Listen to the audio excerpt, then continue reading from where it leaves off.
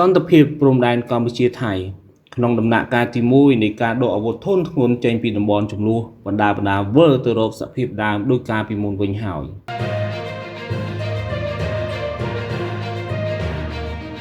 សូមជម្រាបសួរពុកម៉ែបងប្អូនជនរួមជាតិទាំងអស់គ្នាសូមស្វាគមន៍មកកាន់ Channel RNN Media ដែលជាកម្មវិធីពិភាក្សាដ៏ស៊ីជម្រៅទៅលើព្រឹត្តិការណ៍ជាតិនិងអន្តរជាតិសំខាន់ៗជុំវិញពិភពលោកហើយនៅពេលនេះខ្ញុំនឹងនាំបងប្អូនទៅដឹងអំពីពេលវេលាដ៏ប្រវត្តិសាស្ត្រមួយដែលប្រជាជនកម្ពុជាយើងនិងប្រជាជនថៃមួយចំនួនទន្ទឹងរង់ចាំអស់ជាច្រើនខែការដកអាវុធធុនធ្ងន់ចេញពីតំបន់ចំនួននៅជាលើកដំបូងនេះក្រោមការសង្កេតការណ៍របស់អាស៊ាន AOT បើមានចំណុចណាខុសឆ្គងឬក៏លើសលួសនៅត្រង់ចំណុចណាមួយនៅក្នុងការបកស្រាយរបស់ខ្ញុំបាទសូមគោរពទោសទុកជាមុននិងសូមអធិស្ឋានផងហើយកុំឲ្យខាតពេលវេលាយូរសូមទៅតាមដានជាមួយខ្ញុំនៅឥឡូវនេះនៅវេលាម៉ោង7យប់ថ្ងៃទី1ខែវិច្ឆិកាឆ្នាំ2025យប់មិញនេះគឺជាពេលវេលាដ៏ប្រវត្តិសាស្ត្រមួយសម្រាប់ប្រជាជនកម្ពុជានិងប្រជាជនថៃមួយចំនួនដែលចង់បានសន្តិភាពខណៈដែលកងទ័ពទាំងសងខាងបានចាប់ផ្ដើមដកអាវុធធុនធ្ងន់ចេញពីតំបន់ព្រំដែនដែលចេញពីតំបន់ចំនួនព្រំដែនជាបណ្ដានៅក្នុងដំណាក់កាលទី1នេះនៃកិច្ចព្រមព្រៀងសន្តិភាពនេះគឺជាសញ្ញាដ៏រីករាយមួយដែលបង្ហាញពីការវិលត្រឡប់ទៅរកភាពប្រក្រតីវិញបន្ទាប់ពីចំនួនបានចាប់ផ្ដើមផ្ទុះឡើងតាំងពីដំបូងនៅថ្ងៃទី28ខែឧសភាឆ្នាំ2025កន្លងទៅដែលបានធ្វើឲ្យពលរដ្ឋនៅតាមបណ្ដោយព្រំដែនដែលរស់នៅក្នុងភាពភ័យខ្លាចនិងមានភាពតានតឹងអស់រយៈពេលជាច្រើនខែជាពិសេសប្រជាជនកម្ពុជាបានរងចាំយ៉ាងអន្ទះសារនៅថ្ងៃនេះបានមកដល់ដើម្បីឲ្យឃើញព្រំដែនដែលធ្លាប់មានភាពស្ងប់ស្ងាត់បានកើតមានចំនួនដោយសារតែទាហានសៀមឈ្លានពានខ្លាំងនៅថ្ងៃទី24កក្កដាឆ្នាំ2025តែពេលឥឡូវនេះបានប្រែក្លាយមានសន្តិភាពឡើងវិញហើយនឹងអាចរស់នៅដោយសេរីដោយការពីមុនដោយមានសុវត្ថិភាពផងដែរការដកអាវុធធុនធ្ងន់នេះរួមមានរថក្រោះនិងសព្វាវុធផ្សេងៗទៀតដែលត្រូវបានដាក់ពង្រាយនៅតាមតំបន់ចំនួននោះដែលធ្វើឡើងក្រោមការសង្កេតការណ៍យ៉ាងចិត្តទុកដាក់ឡើងដិតដល់ពីក្រុមសង្កេតការណ៍អាស៊ាន AOT Asian Observation Team ដែលមានសមាជិកមកពីប្រទេសអាស៊ានជាច្រើនរួមទាំងឥណ្ឌូនេស៊ីម៉ាឡេស៊ីនិងសិង្ហបុរីក្រុមនេះបានរាយការណ៍ថាកងទ័ពកម្ពុជានិងថៃបានគោរពតាមការវិភាគនៃការដកទ័ពពិតប្រាកដមែនដោយចាប់ផ្ដើមពីតំបន់សំខាន់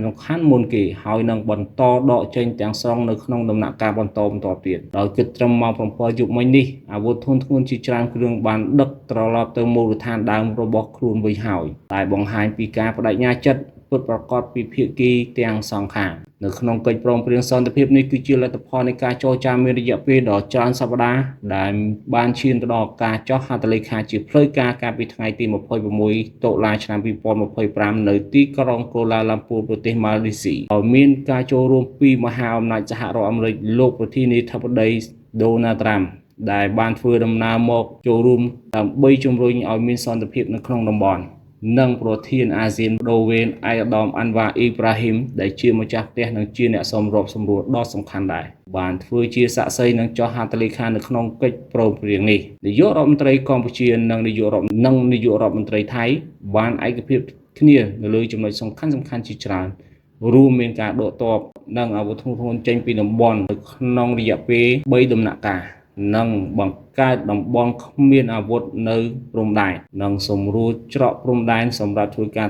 ការធ្វើដំណើរនិងអាជីវកម្មឡើងវិញលោកដូណាល់ត្រាំបានសម្ដែងការសោទោសចំពោះកិច្ចព្រមព្រៀងនេះដោយលើកឡើងថាវាគឺជាគំរូនៃការដោះស្រាយជម្លោះដោយសន្តិវិធីនិងរួមចំណែកដល់ស្ថិរភាពនៅអាស៊ីអាគ្នេយ៍ស្ថានភាពជាក់ស្ដែងនៅតាមព្រំដែនបច្ចុប្បន្នបានចាប់ផ្ដើមប្រែក្លាយជាវិជ្ជមានយ៉ាងល្អប្រសើរពលរដ្ឋនៅក្នុងខេត្តព្រះវិហារនិងខេត្តជាប់ព្រំដែនផ្សេងៗទៀតបានចាប់ផ្ដើមវិលត្រឡប់ទៅផ្ទះសម្បែងរបស់ខ្លួនវិញខ្លះហើយបន្ទាប់ពីភៀសខ្លួនទៅតំបន់សុវត្ថិភាពអស់ជាច្រើនខែសម្លេងកាំភ្លើងដែលធ្លាប់តែឮញឹកញាប់នោះបានប្រែក្លាយទៅជាស្ងប់ស្ងាត់ទៅវិញហើយក្រុមគ្រួសារជាច្រើនបានចាប់ផ្ដើមរៀបចំជីវភាពរស់នៅជាធម្មតាដូចជាការដាំដុះការជួញដូរ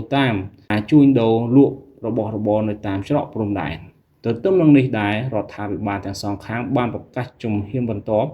រួមការបើកសាលារៀននៅតាមតំបន់ព្រំដែនការស្ដារហេដ្ឋារចនាសម្ព័ន្ធដែលខូចខាតនិងការលើកកម្ពស់កិច្ចសហប្រតិបត្តិការសេដ្ឋកិច្ចរវាងប្រទេសនិងប្រជាជននៅតាមព្រំដែនឬបន្ទាប់ពីការដកអាវុធបានសម្រេចនោះគឺជាការរំពឹងទុករបស់រដ្ឋាភិបាលប្រជាជនកម្ពុជាភាគីថៃនឹងបន្តអនុវត្តតាមស្មារតីនៃសេចក្តីប្រកាសរួមដែលបានចុះហត្ថលេខាលើកិច្ចដែលបានចុះហត្ថលេខាកាលពីពេលថ្មីៗនេះជាពិសេសការដោះលែងវីរៈកងទ័ពចំនួន18នាក់ដែលបានកំពុងឃុំខ្លួននៅប្រទេសថៃនោះក្តីប្រកាសរួមរវាង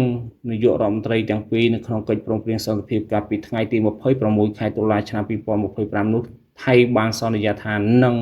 ដោះលែងដោយផ្អែកទៅលើមូលដ្ឋានមនុស្សធម៌និងការសាងទំនុកចិត្តចំពោះគ្នាទៅវិញទៅមកក្រុមគ្រួសារវីរៈកងទ័ពទាំង18នាក់ដែលរស់នៅទីនេះបានអំពាវនាវជាបន្តបន្ទាប់សូមឲ្យមានការដោះលែងជាបន្ទាន់ក្នុងស្ថានភាពជាក់ស្ដែងនៅពេលនេះបង្ហាញថាការដោះលែងអាចក្លាយជាសក្ខីភាពនៃឆន្ទៈល្អពីភាគីថៃដែលជួយពង្រឹងទំនាក់ទំនងទ្វេភាគីនិងបើកផ្លូវឲ្យមានកិច្ចសហប្រតិបត្តិការផ្សេងៗទៀតដូចជាការអភិវឌ្ឍសេដ្ឋកិច្ចតំបន់ព្រំដែនការទេសចររួមនិងការដោះដូរពាណិជ្ជកម្មផ្សេងៗរដ្ឋាភិបាលកម្ពុជាតាមរយៈក្រសួងការបរទេសនិងគណៈកម្មការព្រំដែនជាតិបានប្រកាសថា